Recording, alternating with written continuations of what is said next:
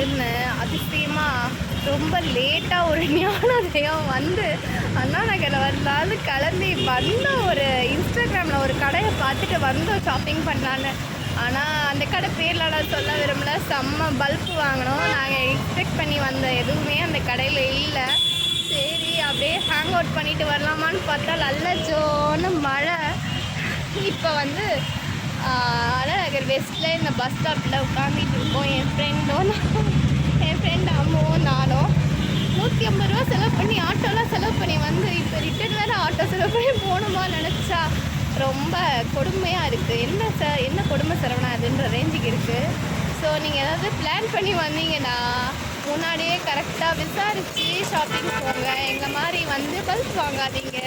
வெளியில் வந்ததுக்கு ஷாப்பிங் பண்ணாமல் எங்கேயும் எக்ஸ்ப்ளோர் பண்ணாமல் போகக்கூடாதுன்னு மழை விட்டதும் ஒரு ஷேரத்தை பிடிச்சி இங்கே கோராஃபுட் ஸ்ட்ரீட்டுக்கு எதிர்க்க வந்திருக்கோம். இந்த சந்தோஷ் சூப்பர் மார்க்கெட் பக்கத்தில் இது.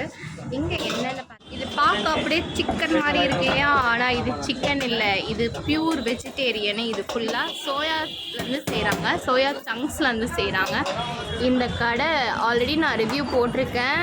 சாப் மாஸ்டர் பியூர் வெஜ்ஜு கடை. இந்த கடைக்கு வந்திருக்கோம். இப்போ வந்து செட்டிநாடு சாப் ஆர்டர் பண்ணியிருக்கோம்.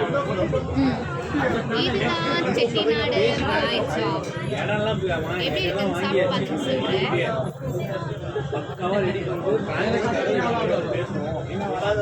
சுடும் அப்படியே செட்டிநாடு மசாலா ஃப்ளேவர் இருக்குது. அதில் மலாய் இருக்குது, அது தொட்டு சாப்பிடலாம். அடுத்து ஜீரகம், சோம்பு, தேங்காய் எல்லாம் போட்டு நம்மளோட ட்ரெடிஷ்னல் டிஷ் இருக்குது. ஓகே, அண்ணா நகர் வந்தீங்கன்னா இந்த பியூர் வெஜ்ஜில் மலாய் சாப் ட்ரை பண்ணுங்கள். ஃபைனலி அப்படி சுற்றி கோராஃபுட் ஸ்ட்ரீட்டுக்கு வந்தோம்.